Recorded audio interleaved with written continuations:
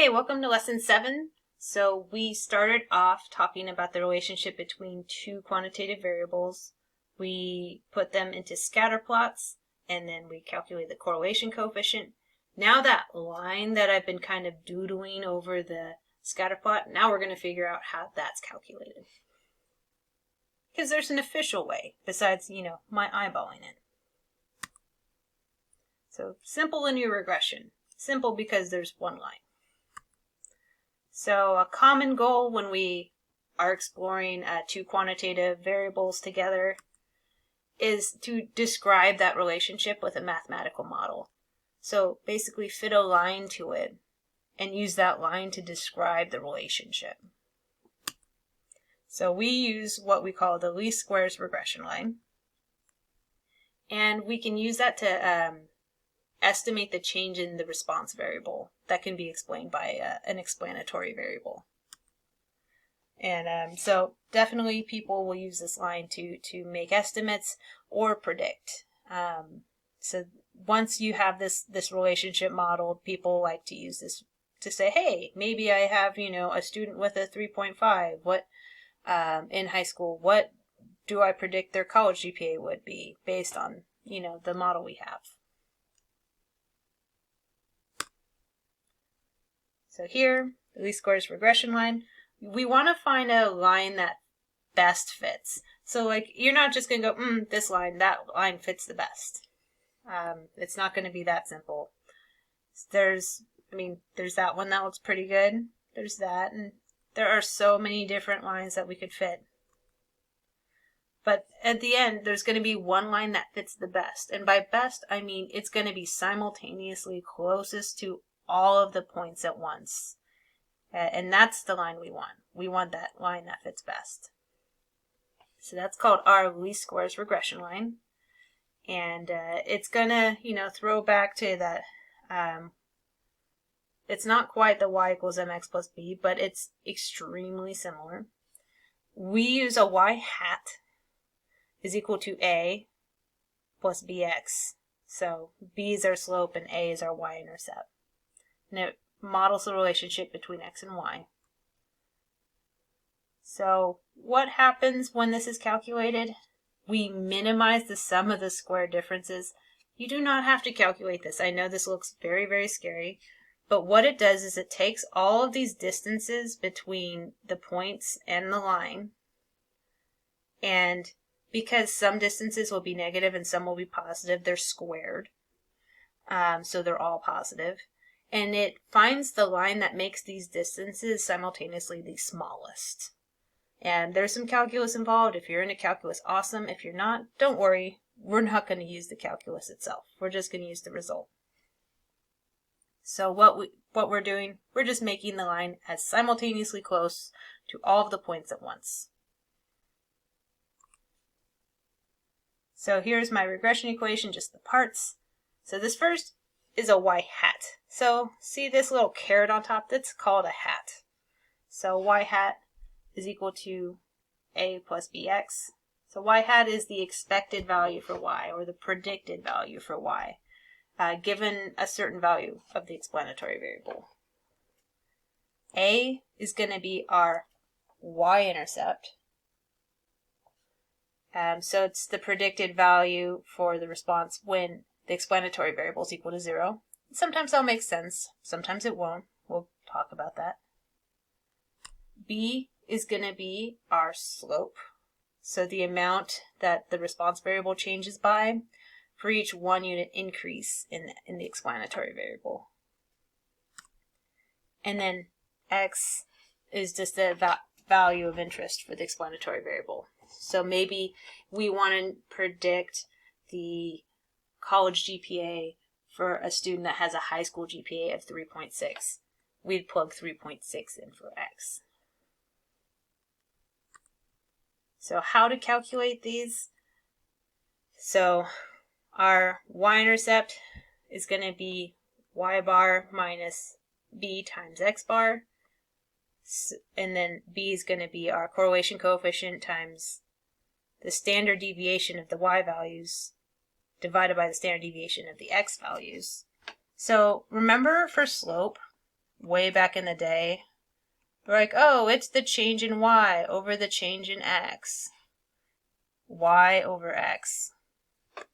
That's how I remember which one's on top and which is on bottom. Also note that you have to calculate the slope first because you use it to calculate the intercept. So calculate the slope, then calculate the y-intercept.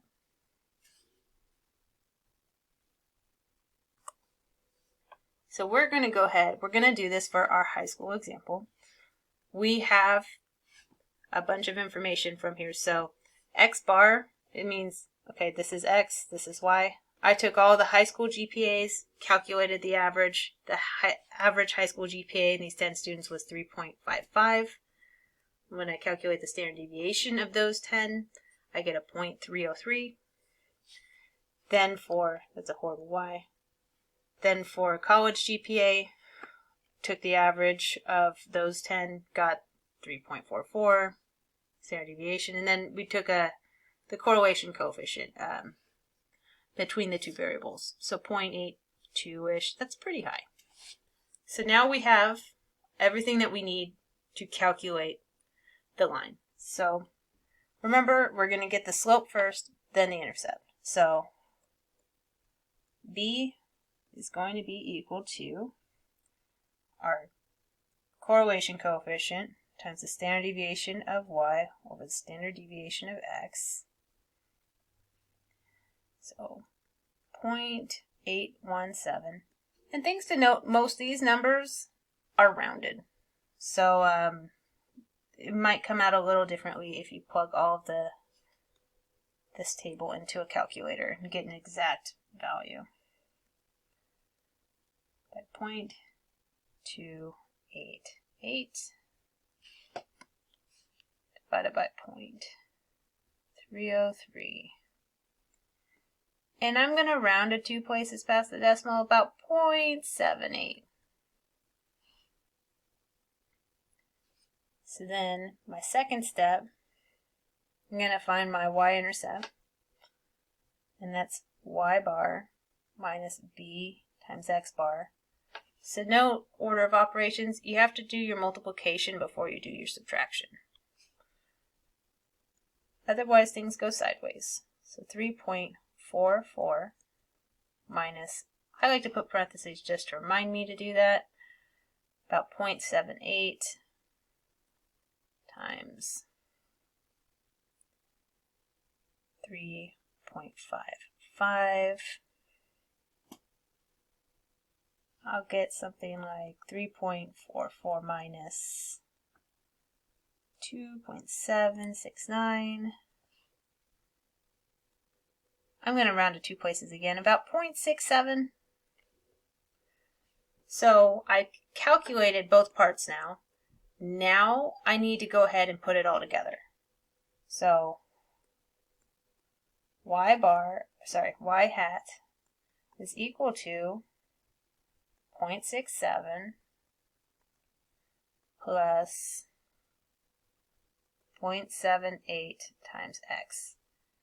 And I'm going to go ahead and label. So y hat, and it is pretty important to actually have these labeled. So y hat is the predicted college GPA.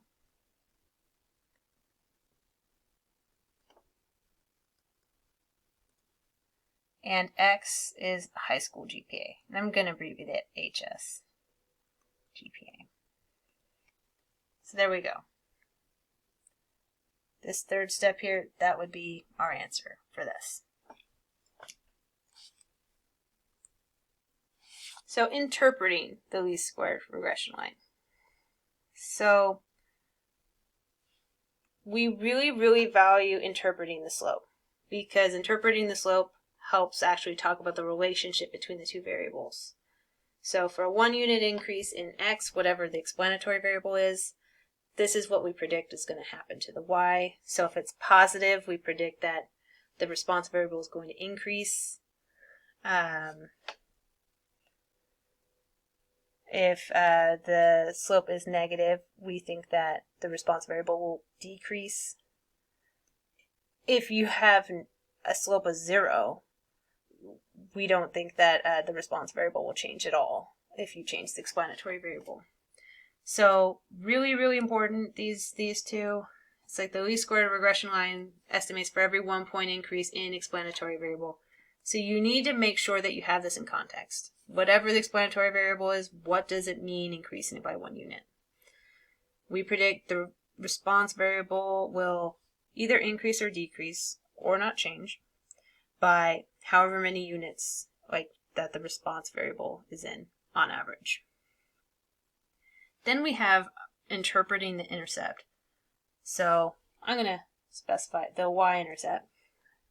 So it doesn't always make sense, but it can, and it's specifically making a prediction when the explanatory variable is equal to 0, whatever that means. The response variable is estimated to be whatever the y-intercept value is. So I'm going to give you both of those for the GPA example. Oops. So here's my GPA example. Here's the equation. Notice this is slightly different from what we just calculated. That's because the software did not use any rounding. We did.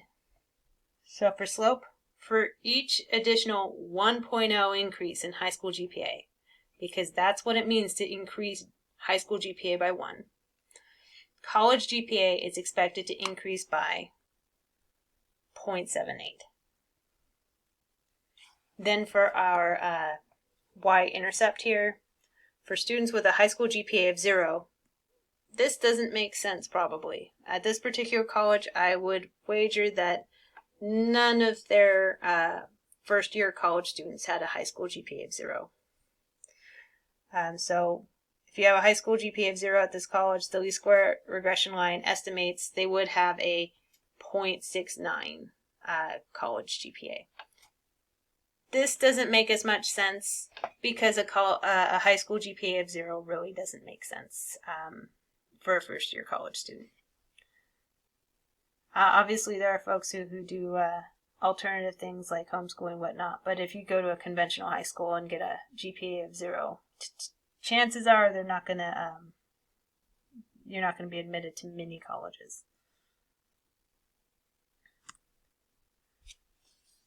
Okay. So reading software output. So here's a table that is the typical information we'll get from an output like on a calculator or software like RStudio. So what we're really, really interested in is just this part. Standard error, t-value, p-value, we don't care. We just want this part. So you want the column that says estimate, and you want the rows that say intercept. So this one goes with the y-intercept. And this one, it's whatever the explanatory variable is named. This value will be your y-intercept estimate. This value, whatever it is, will be your slope. So, like that. And we'll have a couple of examples coming up. So here is some output. This is for the college and high school GPA example. We only want this part. You can forget all the rest of this. Actually, this makes this super easy as well. So here, my y-intercept, I'm going to round it 2 places past the decimal, so 0.69. And then for my slope, the slope goes with high school GPA, so this is high school GPA. So the thing you multiply by high school GPA, that's 0.78 if I round. And once again, I really like to, it's really important to have, so predicted college GPA, X is high school GPA. And that would be what we want. And like I pointed out earlier, these values are a little different than the ones we calculated by hand. And that's because they didn't use any rounding when they calculated things like their standard deviations and their correlation coefficients. No rounding on their part at all. We rounded quite a bit.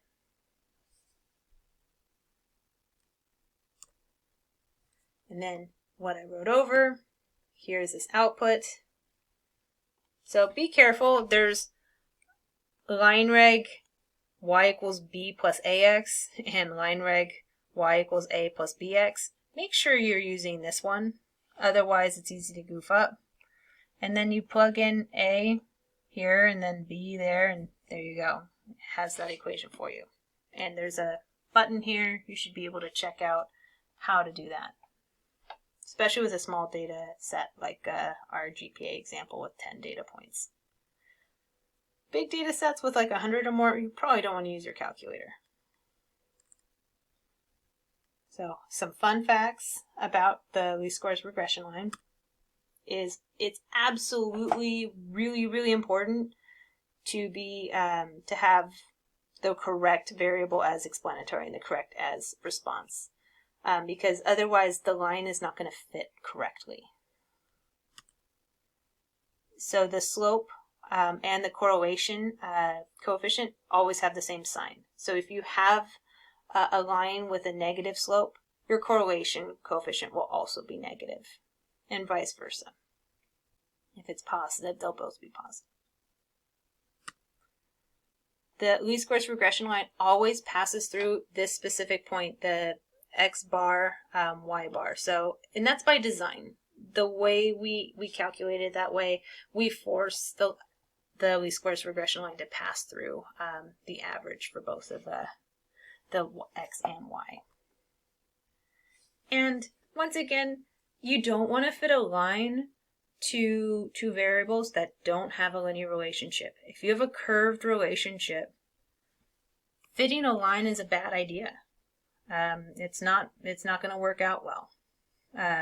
We see that all the time. We say, oh, is it linear? People go, no. And then you're like, oh, what's the correlation coefficient? They tell us. I'm like, wait, you shouldn't tell us if it's not linear. That kind of idea. Always have a disclaimer. So now we might want to make some predictions from our least squares regression line. That's the whole point. We put this line together. We want to make some predictions. So suppose now I want to use the least squares regression line to predict the first year college GPA for a student that earned a 3.6 in high school. So just throwing back to here, so y hat is equal to 0.69 plus 0.78 x y hat is, I'm going to write predicted college GPA, and x is high school GPA. So here we have a student who earned a 3.6 high school GPA. That means I need to plug in for x. So I'm going to have y hat is equal to 0.69 plus, I'm going to put parentheses around here, 0.78 times 3.6. This is just to remind me I need to do the multiplication first, order of operations. So if I go ahead and I do that, I'll get 0.69 plus 2.808. So I'm going to get y hat is equal to 3.498. So what this means is if I were to go ahead, have a student with a 3.6 in high school, and work there, 3.498 is where this lines up here. I'm trying to find out where this line predicts that a 3.6 high school GPA student would be. As you can see, we did miss a little bit, and we'll go into that. Basically, that's for this lesson. We'll talk a little bit more about like residuals and outliers in the next lesson.